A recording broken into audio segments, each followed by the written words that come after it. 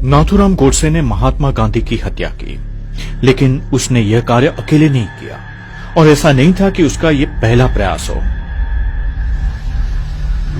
RSS ने हमेशा गांधी जी और स्वतंत्रता संग्राम सहित उनके हर निर्णय का विरोध किया है। गांधी को किसने मारा? 1920 हेडगेवार, जो बाद में आरएसएस के प्रमुख बने, उन्होंने गांधी द्वारा अपनाए गए असहयोग आंदोलन जैसे कार्यक्रमों का विरोध किया और उसमें भाग नहीं लिया। 1925 आरएसएस ने जन्म के साथ ही ब्रिटिश सरकार के साथ संघर्ष से बचने के लिए स्वतंत्रता संग्राम से खुद को दूर कर लिया। 1930 आरएसएस और हेडगेवार ने तिरंगे को अस्वीकार कर दिया। 1930 आरएसएस द्वारा नमक सत्याग्रह का बहिष्कार किया गया। 1934 गांधी जी की हत्या का पहला प्रयास, उनके काफिले की एक कार को उड़ा दिया गया। 1940 गोलवलकर ने धर्म और संस्कृति की रक्षा के जरिए आजादी हासिल करने का संकल्प लिया, न कि अंग्रेजों से लड़कर। 1942 आरएसएस ने भारत छोड़ो आंदोलन का हिस्सा बनने से इनकार कर दिया।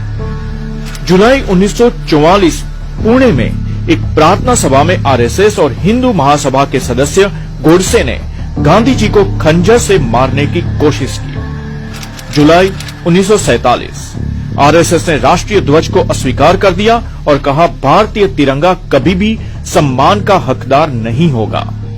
20 जनवरी 1948 गोडसे के साथ ही मदनलाल ने उस मंच को बम से उड़ाने की योजना बनाई जहां गांधी जी को बैठाया गया था।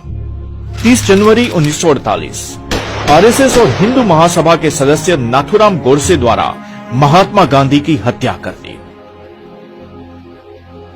1948 सरदार वल्लभ भाई पटेल ने आरएसएस पर प्रतिबंध लगा दिया और कहा कि वे सांप्रदायिक जहर से भरे थे। इस जहर की अंतिम परिणति के रूप में देश को गांधी जी के मूल्यवान जीवन का बलिदान देना पड़ा। आज बीजेपी सरकार वोट और योजनाओं के लिए गांधी जी के नाम का इस्तेमाल करती है, जबकि उसी समय उस आतंकवादी को महिमा मंडित भी करती है जिसने उनकी जान ली। भाजपा सरकार ने आरएसएस के प्रति अपनी निष्ठा की प्रतिज्ञा ली है। जिस संगठन ने भारतीय स्वतंत्रता के लिए लड़ने से इनकार कर दिया, जिसने राष्ट्रगान और राष्ट्रीय ध्वज को स्वीकार करने से इनकार कर दिया, और यही वह संगठन है जिसने महात्मा गांधी की हत्या की। गांधी की शारीरिक हत्या भले ही कर दी गई, मगर उनके विचारों की हत्या नामुमकिन है। गांधी के विचार आने वाली सदियों तक न केवल हिंदुस्तान बल्कि दुनिया को रास्ता दिखाते रहेंगे।